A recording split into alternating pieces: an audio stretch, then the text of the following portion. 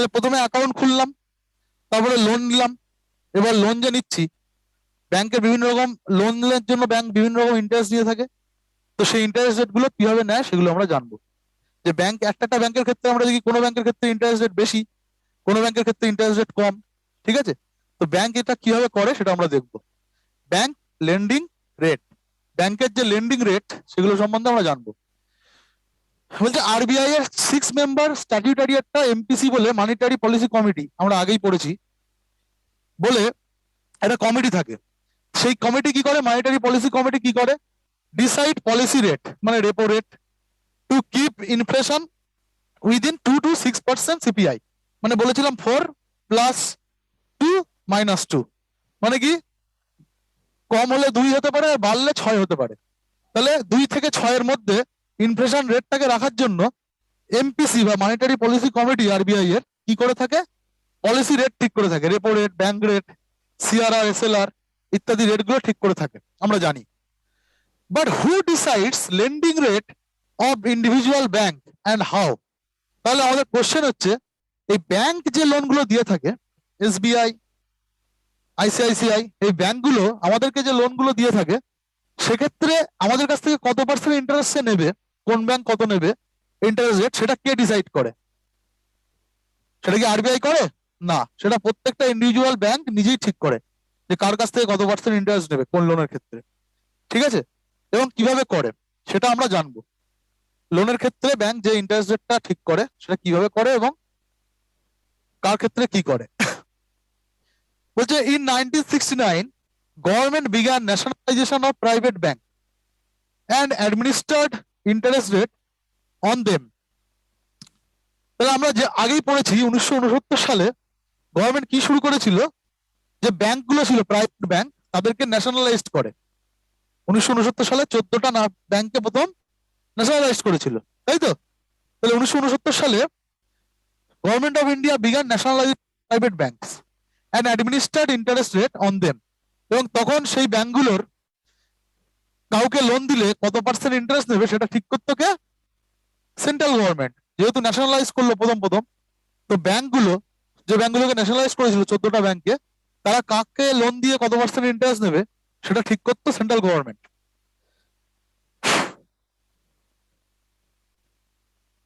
The government would decide how much loan interest rate the bank should charge on borrowers. বড়োয়ার্সদেরকে কত percent interest সে charge করবে লোনের ক্ষেত্রে, সেটা central government ঠিক করতো 1969 সালের পরে। বাট এক্ষেত্রে দেখা যাচ্ছিল যে গভর্নমেন্ট যখন ঠিক, সেক্ষেত্রে গভর্নমেন্ট অফিসিয়ালরা করাপ্টেড হওয়ার ব্যাপার থাকে। সে তার পরিচিত ব্যক্তিদেরকে অনেক কম টাকায় বা ঘুষ খেয়ে অনেক কম টাকায় অনেক কম ইন্টারেস্টে লোন দিচ্ছিল।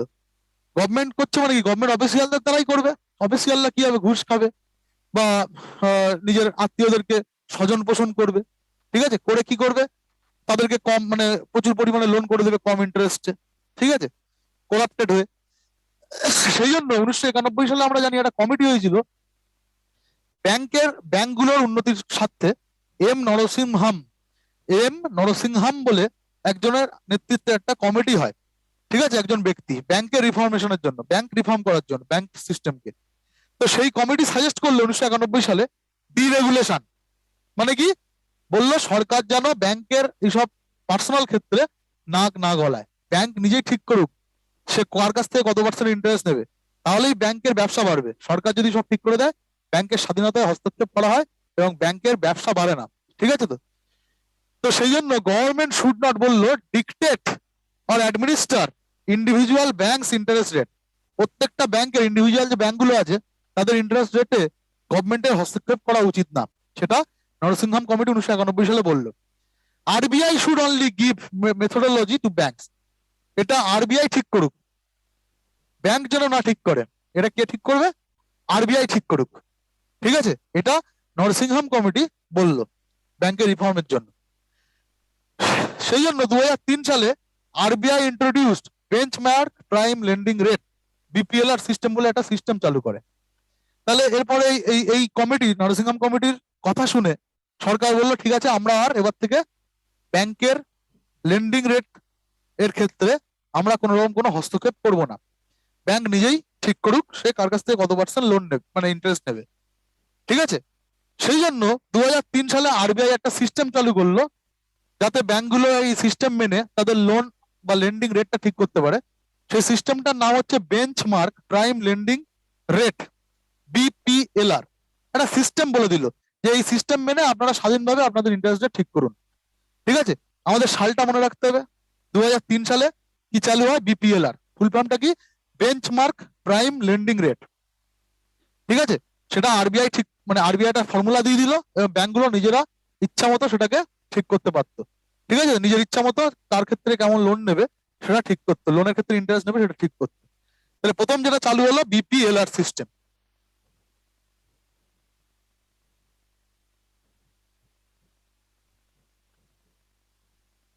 তাহলে benchmark prime lending rate system কি? It was used as a benchmark rate by banks for lending till June 2010। তাহলে 2003 থেকে 2010 সাল অব্দি ব্যাংক এই সিস্টেম অনুযায়ী তার কাকে কোন কত পার্সেন্ট ইন্টারেস্টে লোন দেবে সেটা ঠিক করতো ব্যাংক নিজেরাই, বিপিএলআর সিস্টেম অনুযায়ী 2003 থেকে 10 অব্দি। Under it bank loans are priced on the actual cost of funds.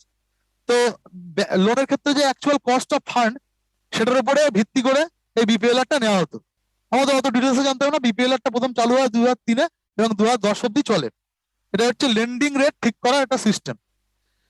এরপরে 2010 সালে এর এর ক্ষেত্রে কিছু প্রবলেম ছিল। বিপিএলআর এর ক্ষেত্রে কিছু প্রবলেম ছিল।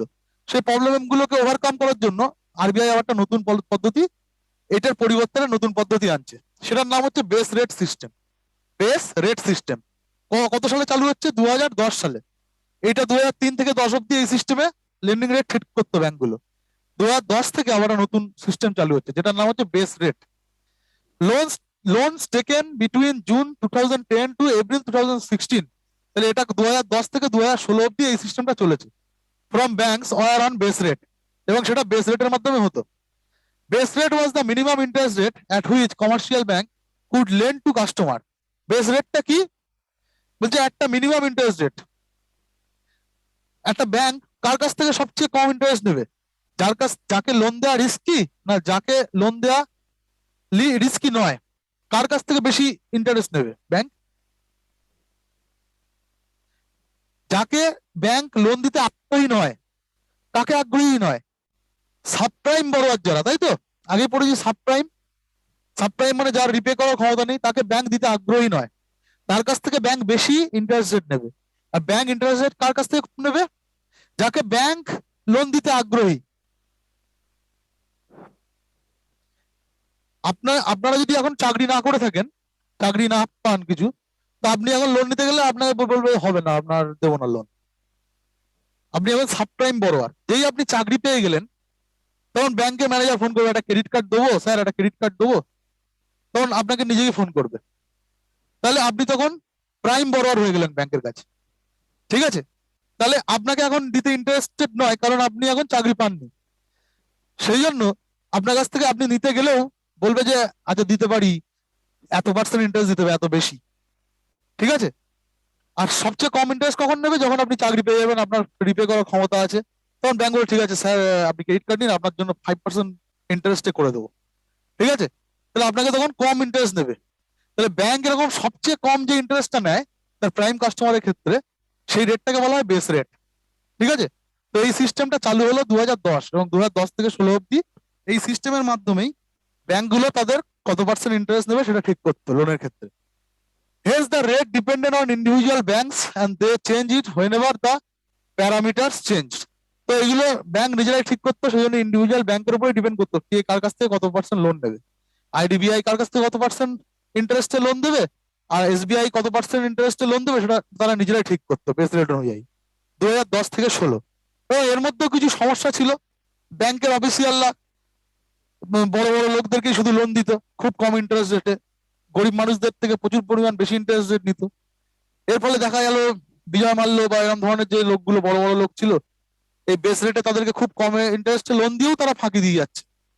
ঠিক আছে, তো সেই জন্য এর ব্যর্থতার জন্য 2016 সালে আবার এর পরিবর্তে একটা নতুন সিস্টেম চালু করলো যেটার নাম হচ্ছে marginal cost of lending rate, MCLR system. 2016 সালে নতুন একটা সিস্টেম চালু হলো যেটার নাম হচ্ছে MCLR system. It came into effect in April 2016. It is a benchmark lending rate for floating rate loans. Floating rate loans এর জন্য, ফ্লোটিং রেট লোনস আমরা আগে জেনেছি কি, যে লোনের ক্ষেত্রে হচ্ছে ইন্টারেস্ট রেটটা ফ্লোটিং হয়, প্রথমে 5% তারপর 10%। এই ফ্লোটিং রেট লোনের ক্ষেত্রে এটা একটা সিস্টেম ইন্টারেস্ট নেওয়ার। This is the minimum interest rate at which commercial bank can lend. MCLR হচ্ছে একটা মিনিমাম ইন্টারেস্ট রেট, যেটা সবচেয়ে কম ইন্টারেস্ট রেট যেটাতে একটা ব্যাংক লোন দিতে পারে। সেটা একটা ব্যাংককে নিজেই ডিক্লেয়ার করতে হতো যে আমি মিনিমাম 5% ইন্টারেস্টে লোন দেবো, তার নিচে দেবো না। এবং আরবিআই দেখতো সেই ব্যাংকটা মানছে কিনা, সিস্টেমটা দেখে আরবিআই যে 5%-এর নিচে কাউকে দেয়নি তো করাপশন করে, ঠিক আছে। তো এটা হচ্ছে একটা মিনিমাম ইন্টারেস্ট রেট, যেটাকে এমসিএলআর বলা হয়। MCLR is linked to the actual deposit rates, hence when deposit rates rise, MCLR rises and lending rates increases. তাহলে এটা এমসিএলআরটা হচ্ছে রেটটা ডিপোজিট রেটের সাথে লিঙ্ক করা রয়েছে, যে ডিপোজিট করে লোকজন টাকা পয়সা রাখে তার সাথেই লিঙ্ক করা। তাই যখন ডিপোজিট রেট বেড়ে যায়, তো আমি ডিপোজিটের ক্ষেত্রে যে রেটটা পাচ্ছি সেটা যখন বেড়ে যায়, এমসিএলআর রাইজেস, এমসিএলআরটা বেড়ে যায়, লেন্ডিং রেটও এভাবে ইনক্রিজ করে যায়, ঠিক আছে। তাহলে আমি যখন কোনো টাকা ব্যাংকে রেখে বেশি সুদ পাচ্ছি, তখন আমি যদি ব্যাংক থেকে টাকা নিই আমাকেও বেশি সুদ দিতে হবে। তবে ডিপোজিট রেট যদি বেড়ে যায় সেক্ষেত্রে এমসিএলআর বেড়ে যায়, এবং এমসিএলআর বাড়লে লেন্ডিং রেট, মানে আমি যখন লোন নেবো সেই লোনের ক্ষেত্রে আমার বেশি সুদ দিতে হবে, এটাও বেড়ে যায়। এটা হচ্ছে এমসিএলআর সিস্টেম, এটা লেটেস্ট সিস্টেম, 2016 সালে চালু হয়। তো এটা এই সিস্টেমে এখনো ব্যাংকগুলো তাদের কাস্টমারদেরকে লোন দিয়ে থাকে, ঠিক আছে। একদম প্রথমে শুরু হয়েছিল বিপিএলআর, তারপরে এলো হচ্ছে বেস রেট সিস্টেম 2016 অব্দি, 2016 থেকে এসে গেল এমসিএলআর সিস্টেম, ঠিক আছে। এটা হচ্ছে lending rate system of the bank, যেগুলো ব্যাংক নিজেরাই ঠিক করে কাকে কত পার্সেন্ট রেটে ইন্টারেস্ট দেবে, এই সিস্টেম গুলো মেনে, বা এইগুলো আরবিআই এর গাইডলাইন, এই গাইডলাইন গুলো মেনে। আচ্ছা, এরপরে একটা সিস্টেম এলো, সেটা হচ্ছে এক্সটার্নাল বেঞ্চমার্ক লেন্ডিং রেট, ইবিএলআর। এটা চালু হয়েছে 2019 সালে 1 অক্টোবর, ঠিক আছে। RBI mandated the banks two adopt a uniform external benchmark within a loan category. তাহলে লোন ক্যাটেগরির মধ্যে সব ব্যাংকগুলো যাতে সমান লোনের ইন্টারেস্ট নেয়, ঠিক আছে, সমান লোনের ক্ষেত্রে সমান ইন্টারেস্ট নেয়, একটা ইউনিফর্মলি সিস্টেমটাকে করার জন্য 1 অক্টোবর 2019-এ ইবিএলআর সিস্টেমটা চালু করে, external benchmark lending rate. 4 external benchmark mechanism এখানে আছে। একটা হচ্ছে RBI repo rate, 91 day treasury বিলের ক্ষেত্রে কত পার্সেন্ট নিচ্ছে ইল্ড সেটা, আর 180 ডে ট্রেজারি বিলের ক্ষেত্রে কত পার্সেন্ট ইল্ড দিচ্ছে সেইটা, ঠিক আছে। এই তিনটে হচ্ছে একটা মেকানিজম, এই তিনটে মেকানিজমের উপর ডিপেন্ড করে, এগুলো জাস্ট মুখস্থ করে রাখতে হবে যে এই তিনটে মেকানিজম আছে, ঠিক আছে। সিগনিফিকেন্সটা কি এর, কেন করা হলো ইবিএলআর? ফাস্টার মানিটারি ট্রান্সমিশন, যাতে মানিটারি ট্রান্সমিশনটা দ্রুত হয়। ট্রান্সপারেন্সি ইন ইন্টারেস্ট রেট, মানে যে ইন্টারেস্টে ব্যাংক লোন দিচ্ছে সেই ইন্টারেস্টের ক্ষেত্রে একটা স্বচ্ছতা আনার জন্য। Standardisation of fixing interest rate, তাহলে ইন্টারেস্ট রেটটা ফিক্স করার ক্ষেত্রে একটা স্ট্যান্ডার্ড সিস্টেম চালু করা সব ব্যাংকের ক্ষেত্রে, এই উদ্দেশ্যে, ঠিক আছে। এই মেকানিজম গুলোর উপরে ভর করে এই ইবিএলআর সিস্টেমটা 2019 সালে চালু হয়েছিল, ঠিক আছে। তাহলে এইগুলো আমাদেরকে জাস্ট ফুল ফর্ম জানতে হবে, এবং কিসের জন্য হয়েছে, লেন্ডিং সিস্টেমের জন্য, এবং কোনটা কত সালে হয়েছে এগুলো মাথায় রাখতে হবে, ঠিক আছে। এই যে ইভলিউশনটা হলো, প্রথমে বিপিএলআর, তারপরে বেস রেট, তারপরে হচ্ছে এমসিএলআর, তারপরে ইবিএলআর, এদের ফুল ফর্ম কত সাল থেকে কোনটা চলেছে কত পর্যন্ত, ঠিক আছে, এগুলো আমাদেরকে মনে রাখতে হবে। ওগুলো কি, লেন্ডিং রেট সিস্টেম, ওকে। ব্যাংক যে লোন দেয় সেই লোনের ক্ষেত্রে যে ইন্টারেস্টটা না, ইন্টারেস্টটা গ্রহণ করার যে সিস্টেম, তার ক্ষেত্রে কত ইন্টারেস্ট নেবে। তাহলে লোনের কত রকম ভাবে লোনের ইন্টারেস্ট নেয়, বা লেন্ডিং এর ক্ষেত্রে কিভাবে ইন্টারেস্ট নেয় আমরা জানলাম। লোন কত রকমের হয় জানলাম, অ্যাকাউন্ট কত প্রকারের হয় আমরা জানলাম। এবার আমরা জানবো একটা ব্যাংকের নতুন একটা ধারণা, যেটা হচ্ছে প্রায়োরিটি সেক্টর লেন্ডিং। তাহলে লোন যে দিচ্ছে, ব্যাংক সবসময় বড় লোকদেরকে লোন দিতে, কিন্তু আরবিআই ঠিক করে দেয় যে তার যদি 100 টাকা লোন দেয় ব্যাংক, টোটাল সবাইকে মিলে যদি 100 টাকা লোন দিয়ে থাকে একটা ব্যাংক, তার মধ্যে একটা পার্সেন্টেজ এই গরিব মানুষদেরকে দিতেই হবে। প্রায়োরিটি ঠিক করে দেয় একটা ব্যাংকের, ঠিক আছে, প্রায়োরিটি একটা সেক্টর ঠিক করে দেয় আরবিআই, যে তাদেরকে দিতেই হবে। এই যে সিস্টেমটাকে বলা হয় প্রায়োরিটি সেক্টর লেন্ডিং, আরবিআই এর ঠিক করে দেওয়া একটা প্রায়োরিটি সেক্টর। যদি 100 টাকা টোটাল একটা ব্যাংক লোন দিয়ে থাকে, তার মধ্যে থেকে 40 টাকা সেই লোকগুলোকেই দিতে হবে। যদি না দেয় সেক্ষেত্রে ব্যাংকগুলোকে ফাইন করে আরবিআই। এই যে সিস্টেমটা, এটাকে বলা হয় প্রায়োরিটি সেক্টর লেন্ডিং। কেন করা হলো? যাতে গরিব মানুষরাও লোন পায়, শুধুমাত্র টাকা বড় লোকদের হাতেই কুক্ষিগত না হয়ে যায়, গরিব মানুষদের হাতে যেন টাকা যায়, সেটাকে এনশিওর করার জন্য আরবিআই সিস্টেমটা চালু করে প্রায়োরিটি সেক্টর লেন্ডিং। 1968 সালে 1968 কি হচ্ছে, RBI first time use the word priority sector. এই যে প্রায়োরিটি সেক্টর এই কথাটা প্রথম আরবিআই ব্যবহার করে 1968 সালে। তখনও কিন্তু প্রায়োরিটি সেক্টর লেন্ডিং বলে কোনো ধারণা চালু ছিল না। জাস্ট এই কথাটা প্রথম আরবিআই ব্যবহার করে, প্রায়োরিটি সেক্টর আমরা একটা আনবো, সেটা 1968 সালে। 1985 সালে ব্যাংক মাস্ট গিভ, 1985 সালে আরবিআই ঠিক করে দিচ্ছে। তাহলে 1968-তে প্রথম কথাটা ইউজ করে, বাট এই যে সিস্টেমটা চালু করছে 1985 সালে আরবিআই। কি বলছে, ব্যাংকগুলোকে must give 40% of their loan to 3 priority sector. 3টে প্রায়োরিটি সেক্টর ঠিক করে দেয় আরবিআই 1985 সালে। বলছে তুমি যদি 100 টাকা লোন দিয়ে থাকো টোটাল একটা ব্যাংক, তার মধ্যে থেকে 40 টাকা এই 3টে সেক্টরে দিতেই হবে। প্রত্যেক ব্যাংককে এই গাইডলাইন দিচ্ছে। তো প্রথম 1985 সালে যে 3টে প্রায়োরিটি সেক্টর করেছিল কি কি, 1 এগ্রিকালচার সেক্টর, 2 স্মল ইন্ডাস্ট্রি, যাতে ছোট ছোট ইন্ডাস্ট্রিয়ালিস্ট যারা যারা ভিলেজ কটেজ ইন্ডাস্ট্রির সাথে যুক্ত তারাও যাতে লোন পায়, গরিব চাষিরাও যাতে লোন পায়, এবং এক্সপোর্টার্স। এক্সপোর্টার কেন? এক্সপোর্ট করলে আমাদের দেশের উপকার হয়। যত এক্সপোর্ট করবে আমাদের দেশের জিনিসপত্র বাইরে, তত আমাদের দেশে বিদেশি মুদ্রা আসবে। আমাদের দেশে বিদেশি মুদ্রা আসলে কি হবে, আমাদের দেশের ক্রয় ক্ষমতা বাড়বে। ঠিক আছে, আমাদের দেশ আরো স্ট্রং হবে, বিদেশি জিনিস কিনতে পারবে। ঠিক আছে, ক্রাইসিসের সময় বা বিদেশি মুদ্রা যত বেশি আসবে আমাদের দেশের, তত ক্রয় ক্ষমতা বাড়বে, ইকোনমিক গ্রোথ করবে। ঠিক আছে, তো এক্সপোর্টকে প্রমোট করার জন্য এক্সপোর্টারদেরকেও ঢুকিয়ে দিল প্রায়োরিটি সেক্টরের মধ্যে।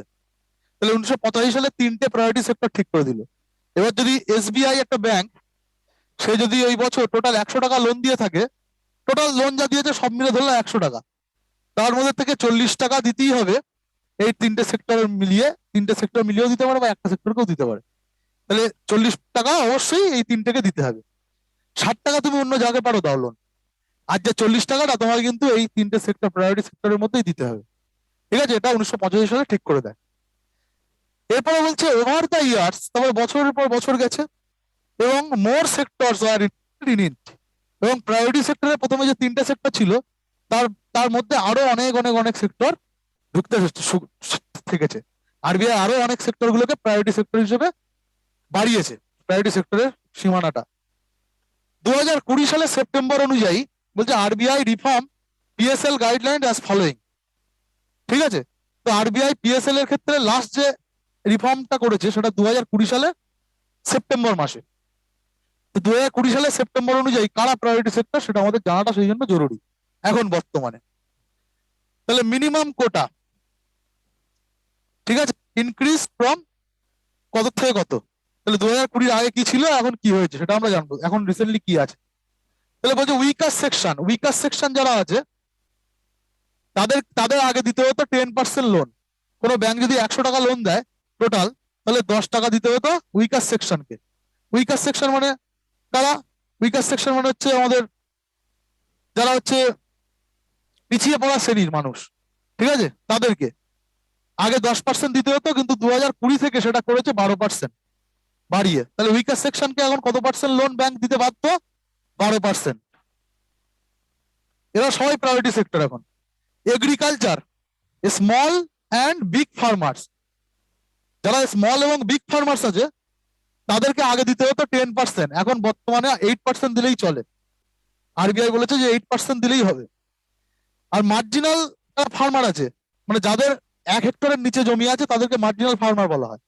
ঠিক আছে, মার্জিনাল ফার্মারদেরকে আগে 8% দিলে হতো, এখন করেছে 10% দিতে হবে। এগুলো কিন্তু আমাদের মাথায় রাখতে হবে, একদম পরীক্ষায় আসতে পারে এগুলি। তাহলে মার্জিনাল ফার্মারদের ক্ষেত্রে আগে 8% দিলে হতো, এখন 10% লোন ব্যাংক দিতে বাধ্য। এবার মাইক্রো এবং খাদি ভিলেজ এন্টারপ্রাইজ যেগুলো আছে, মাইক্রো এন্টারপ্রাইজ ছোট ছোট, এবং খাদি ভিলেজ এন্টারপ্রাইজকে 7.50% ইন্টারেস্ট মানে লোন দিতে হয় ব্যাংকগুলোর। এবার বলছে আদার যে মাইক্রো আর খাদি বাদ দিলে মিডিয়াম আর স্মল এন্টারপ্রাইজ থাকছে, স্টুডেন্ট গুলো থাকছে আমাদের স্টুডেন্টদের আদার্স যারা আছে আদার্সদেরকে 4.5 থেকে, আগে ছিল 4.50% দিতে হতো, এখন 2.50% দিলেই হবে। ঠিক আছে, এবার টোটাল যদি আমরা করি তাহলে একটা ব্যাংক যদি 100 টাকা লোন দেয় তার মধ্যে থেকে 40 টাকা বা 40% প্রায়োরিটি সেক্টর, এই প্রায়োরিটি সেক্টরদেরকে দিতে হবে ওভারঅল। তাহলে টোটালে 40% হচ্ছে প্রত্যেকটা ব্যাংককে প্রায়োরিটি সেক্টর লেন্ডিং করতে হয়। Total PSL for Indian schedule commercial bank, ইন্ডিয়ার যে শিডিউল কমার্শিয়াল ব্যাংকগুলো আছে তাদেরকে 40% পিএসএল মেনটেন করতে হয়। এবং foreign bank with 20 or more branch, এবং বিদেশি ব্যাংক আমাদের দেশে আছে এবং তাদের 20টার বেশি যদি ব্রাঞ্চ থাকে তাদেরকেও 40% পিএসএল মেনটেন করতে হয়।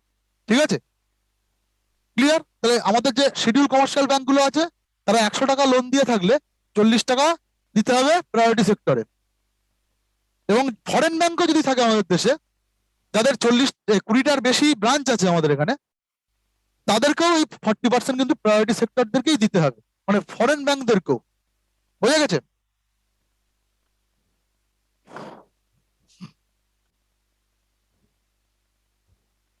PSL quotas are minimum, not maximum.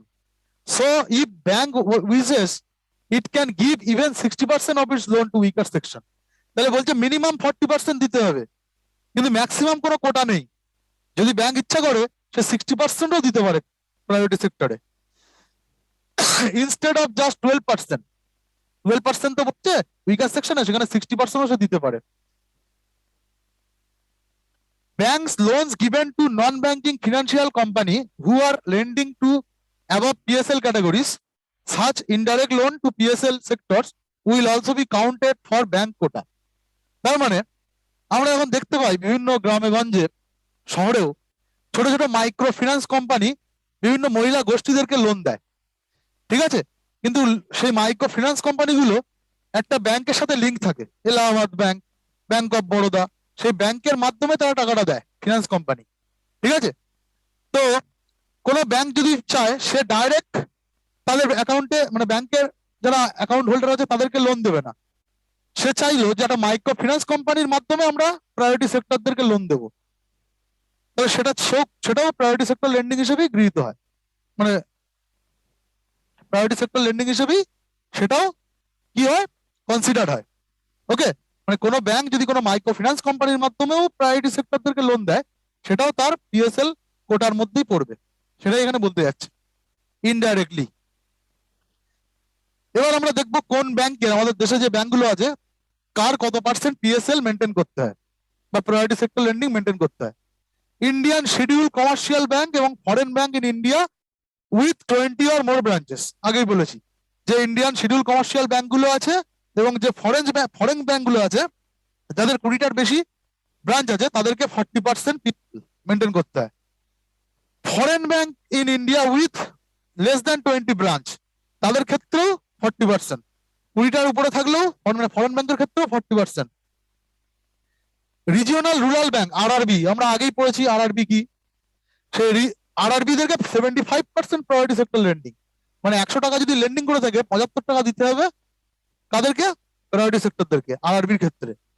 Small finance bank আমরা পড়েছি উজ্জীবন স্মল ফিন্যান্স ব্যাংক, সেই স্মল ফিন্যান্স ব্যাংককেও 75% দিতে হবে প্রায়োরিটি সেক্টরে, 25% অন্য জায়গায় দিতে পারে। আরবান কোঅপারেটিভ ব্যাংক, শহরে অঞ্চলে যে কোঅপারেটিভ ব্যাংকগুলো আছে তাদের ক্ষেত্রেও 75% পিএসএল। আর রুরাল কোঅপারেটিভ ব্যাংক, যারা গ্রামে কোঅপারেটিভ ব্যাংকগুলো আছে তাদের ক্ষেত্রে পিএসএল নর্ম নেই, তাদের এরকম কোনো নিয়ম নেই যে গরিব মানুষদেরকে এত পার্সেন্ট টাকা দিতে হবে। এটা মাথায় রাখতে হবে যে কাদের এখানে কার পিএসএল নর্মস ফলো করতে হয় না। রুরাল কোঅপারেটিভ ব্যাংক, গ্রামে গঞ্জে অবস্থিত যে কোঅপারেটিভ ব্যাংকগুলো আছে তাদের ক্ষেত্রে কোনো পিএসএল নর্মস নেই। ওকে, তাহলে এই যে কার ক্ষেত্রে কত পিএসএল সেটা আমাদের মাথায় রাখতে হবে, এবং পিএসএল কবে কি হলো, ওই সেক্টরে কারা কি পড়ছে, কাদের ক্ষেত্রে কত পার্সেন্ট কোটা, সেগুলো আমাদেরকে মাথায় রাখতে হবে। এটা ভেরি ভেরি একটা ইম্পর্টেন্ট টপিক পিএসএল, শুধু ব্যাংকিং নয়, যে কোনো এক্সামের ক্ষেত্রে এটা একটা ইম্পর্টেন্ট টপিক। এরপরে যেটা আমরা জানবো, নন পারফর্মিং অ্যাসেট বা এনপিএ, নন পারফর্মিং অ্যাসেট বা এনপিএ কি জিনিস? কোনো ব্যাংক কাউকে লোন দিল, সে লোনের ক্যাপিটালটা ফেরত পাচ্ছে না, ইন্টারেস্টও পাচ্ছে না, তখন সেটাকে বলা হয় নন পারফর্মিং অ্যাসেট। ঠিক আছে, যে অ্যাসেটটা কোনো পারফর্ম করছে না। অ্যাসেট কাকে বলে? যেটার থেকে কোনো কিছু ইনকাম হয় আমাদের, বা যেটা বিক্রি করে আমরা পরে টাকা পাবো, সেটা হচ্ছে আমাদের অ্যাসেট। তো ব্যাংক যে লোনটা দেয়, সেটার থেকে ব্যাংকের আর্নিং হয়, ইন্টারেস্ট পায়। তো সেই জন্য ব্যাংকের লোন যে ব্যাংকটা দেয় লোককে, সেটা হচ্ছে লেন্ডিংটা হচ্ছে তার অ্যাসেট। ঠিক আছে, তো এই অ্যাসেটটা যদি পারফর্ম না করে, মানে তার থেকে ইন্টারেস্ট পাচ্ছে না, ক্যাপিটালও ফেরত পাচ্ছে না, তখন সেটাকে বলছে non performing asset. Okay, money or assets are provided by banks to individuals or companies in terms of loan, and this loan would be unpaid by borrower is called non-performing asset, যেটা আমি বললাম। This late payment or unpaid loan by borrower is defined as NPA, and it is also termed as bad asset. শুধু NPA না, তাকে bad অ্যাসেটও বলা হয়। এবার এর কিছু ডিভিশন আছে, ক্যাটেগরি আছে। প্রথমে বলছে স্ট্যান্ডার্ড অ্যাসেট। স্ট্যান্ডার্ড অ্যাসেট কি? বলছে loan account where borrower is repaying the principal and interest in timely fashion. তাহলে ব্যাংক যে লোনটা দিয়েছে, যে বড়োয়ারকে দিয়েছে, সেই বড়োয়ার যদি টাইম টু টাইমলি ইন্টারেস্ট এবং ক্যাপিটাল ফেরত দিচ্ছে, সেটাকে বলা হয় কি অ্যাসেট? Standard asset. ব্যাংকের ওটা কি অ্যাসেট? স্ট্যান্ডার্ড অ্যাসেট, যার থেকে ব্যাংক সুদ পায়, ক্যাপিটালও ফেরত পায়, সেটাকে বলা হয় standard asset. SMA 0, if loan principal or interest unpaid for 1 to 30 days, bank, এটা একটা ব্যাংক, এই ব্যক্তিকে লোন দিয়েছে, লোন থেকে ইন্টারেস্ট, এই ব্যক্তি লোনের ইন্টারেস্ট এবং ক্যাপিটাল ফেরত দিচ্ছে নিয়মিত, তাহলে সেটা হচ্ছে স্ট্যান্ডার্ড অ্যাসেট। SMA 0 কখন বলা হচ্ছে? ওই ব্যক্তি দেখা যাচ্ছে 1 থেকে 30 দিন হয়ে গেছে, সে ইন্টারেস্ট বা ক্যাপিটাল কিছু ফেরত দিচ্ছে না, তখন সেটাকে বলা হচ্ছে SMA 0। SMA 1 যদি 31 থেকে 60 দিনের মধ্যেও না দেয়, তখন সেটাকে বলা হয় SMA 1, সেই অ্যাসেটটাকে। SMA 2 কাকে বলা হচ্ছে? 61 দিন থেকে 90 দিন যদি না দেয়, সেই লোকটা 61 দিন 90 দিন হয়ে গেছে, সে কোনো ইন্টারেস্ট দেয় না, তখন সেটাকে বলছে SMA 2। এবার যদি 90 দিন ক্রস করে যায়, যে লোনের থেকে কোনো ইন্টারেস্ট দিচ্ছে না বা ক্যাপিটালও ফেরত দিচ্ছে না ব্যক্তিটি, তখন সেটাকে আমরা বলবো নন পারফর্মিং অ্যাসেট। ঠিক আছে, বলছে if loan principal or interest is not paid for more than 90 days, 90 দিনের বেশিও যদি কেউ ফেরত না দেয়, ফ্রম ইটস ডিউ ডেট, যেদিন দেওয়া কথা ছিল তারপরে 90 দিন পরে, আমরা সেটাকে বলবো নন পারফর্মিং অ্যাসেট। ব্যাংক সেটাকে বলে দেয় নন পারফর্মিং অ্যাসেট হিসেবে ঘোষণা করে। যেদিন দেওয়ার কথা ছিল লোনের অ্যামাউন্টটা, তার থেকে 90 দিন পরেও যদি না দেয়, তখন সেটাকে আমরা বলে দেবো যে ব্যাংক বলবে এটা হচ্ছে আমাদের নন পারফর্মিং অ্যাসেট হয়ে গেছে। For the farm loans, NPA is not counted number of days but on number of cropping season. কিন্তু যে কৃষি লোন গুলো দিয়ে থাকে ব্যাংক, সেক্ষেত্রে এই ডে হিসেবে ঠিক করা হয় না, সেক্ষেত্রে ক্রপিং সিজন অনুযায়ী ঠিক করে যে কোনটা নন পারফর্মিং অ্যাসেট। এই সিজনে, গ্রীষ্মের সিজনে যে ফসলটা হয়েছিল, তার জন্য কৃষক আমাকে ফসল তোলার পরেও আমাকে টাকা দিল না, ব্যাংক তখন বলবে এটা নন পারফর্মিং অ্যাসেট। তাহলে ফার্ম লোনের ক্ষেত্রে ডে হিসেবে নয়, অন্য যে কোনো লোনের ক্ষেত্রে 90 দিন ক্রস করে গেলে সেটাকে নন পারফর্মিং অ্যাসেট বলে, কিন্তু ফার্ম লোনের ক্ষেত্রে সেটা ক্রপিং সিজনের উপরে ভিত্তি করে এনপিএ ঘোষণা করা হয়। অ্যাজ অফ 2019 সাল অনুযায়ী Indian commercial bank NPA approx 10 lakh কোটি। ভারতে যে কমার্শিয়াল ব্যাংকগুলো আছে, তাদের এনপিএ 2019 সাল অনুযায়ী প্রায় 10 লাখ কোটি টাকা। এত টাকা নন পারফর্মিং অ্যাসেট হয়ে পড়ে আছে ব্যাংকে, 10 লক্ষ কোটি টাকা। গ্রস এনপিএ সাইজ, এবার বলছে যে কার, কোন ব্যাংকগুলোর কত বেশি এনপিএ। যে পাবলিক সেক্টর ব্যাংক যেগুলো আছে, ঠিক আছে, পাবলিক সেক্টর ব্যাংক মানে সরকারি ব্যাংক যেগুলোকে আমরা বলি, তার এনপিএ আছে প্রায় 7.4 লক্ষ কোটি টাকা। তাহলে এই 10 লক্ষর মধ্যে প্রায় 8 লক্ষ টাকা আমরা দেখতে পাচ্ছি যে সরকারি ব্যাংকগুলোর এনপিএ। তারপরে প্রাইভেট সেক্টর ব্যাংকের, তারপরে ফরেন ব্যাংকের। তাহলে সবচেয়ে বেশি এনপিএ আছে কাদের? পাবলিক সেক্টর ব্যাংকগুলোর, bank of Baroda, SBI, Punjab national bank, 10 লক্ষর মধ্যে 7.4 লক্ষ কোটি টাকা হচ্ছে শুধুমাত্র পাবলিক সেক্টর ব্যাংকের এনপিএ। ঠিক আছে,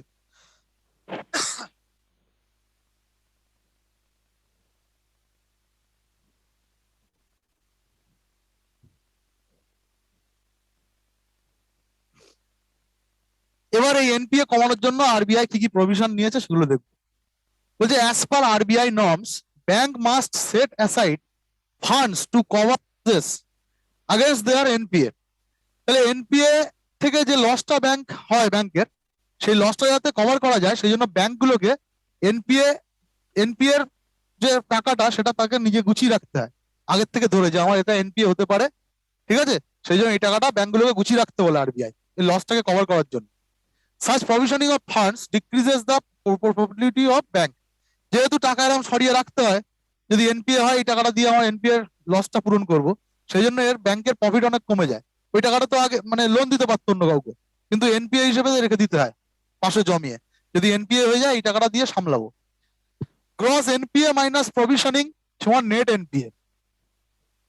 তাহলে গ্রস যেটা এনপিএ আছে এবং তার সাথে বলছে তার থেকে যদি প্রভিশনিং এর টাকাটা মাইনাস করি তাহলে আমরা যেটা পাবো সেটাকে বলা হয় নেট এনপিএ, আসল।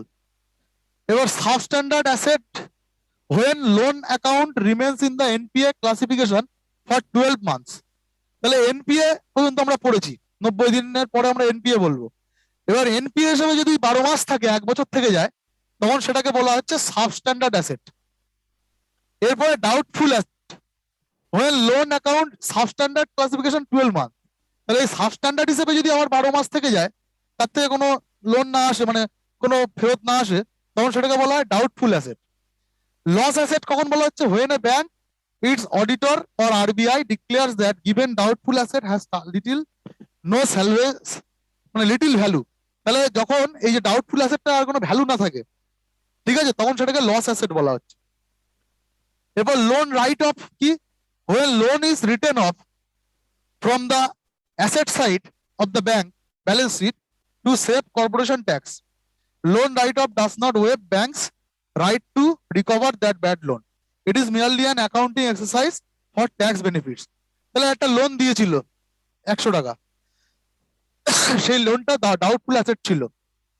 তাহলে এটা তো ব্যাংকের একটা লাভের জায়গা, মানে ব্যাংক যে লোনটা দিচ্ছে তার থেকে ব্যাংকের লাভ হচ্ছে, কিন্তু ব্যাংক ওই লোনটা আর ফেরত পাবো না ব্যাংক ভেবে নিয়েছে, মানে সেটা একেবারে লস অ্যাসেট হয়ে গেছে। তখন ব্যাংক কি করে? ওটা লোনের মধ্যে থেকে বাদ দিয়ে দেয়, যে টাকা আমি আর ছেড়ে দিলাম।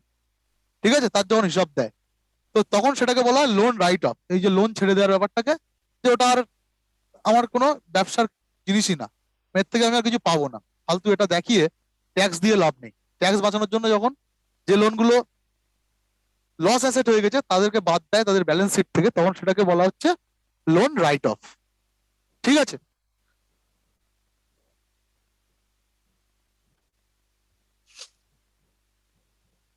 এরপরে যে আসছে রিস্ট্রাকচার্ড loan. when principal interest rate tenure of the loan is modified, bank may do it when borrower facing difficulty in repaying loss। তাহলে লোন রিস্ট্রাকচারিং মানে কি? বলে কোনো একটা বড়োয়ার সে টাকা দিতে পারছে না, লোন শোধ করতে পারছে না, তখন ব্যাংক কি করলো, যে তার হয়তো অনেক ইএমআই বেশি দিতে হতো, ব্যাংক কি করলো ইএমআইটা কমিয়ে দিল বা তাকে আরো টাইম দিল। তাহলে লোনকে যখন আমরা রিস্ট্রাকচার করা হয় তখন সেটাকে বলা হয় restructuring of loan. Stressed asset NPA plus loan written off plus restructured loan, এগুলোকে একসাথে যোগ করলে আমরা পাবো স্ট্রেসড অ্যাসেট।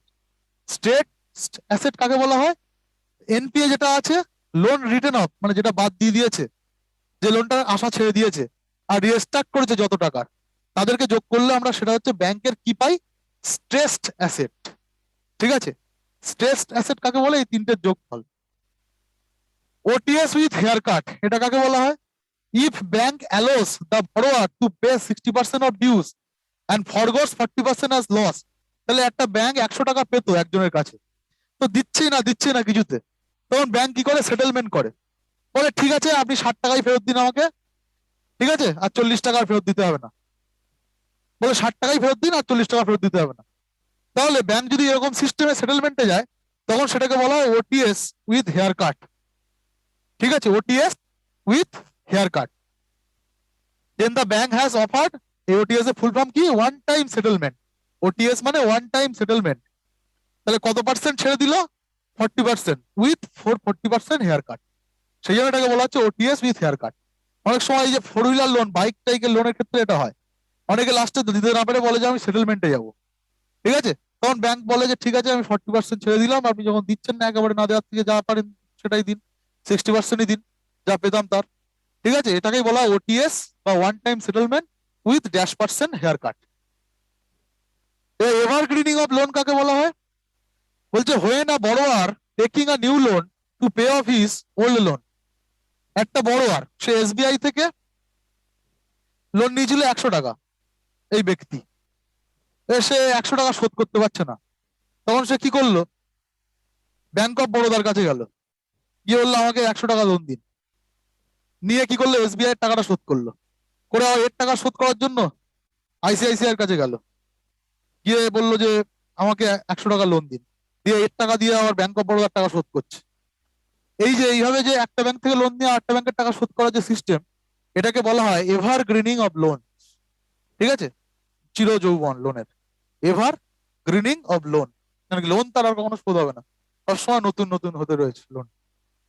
ঠিক আছে, আজকে এই পর্যন্তই।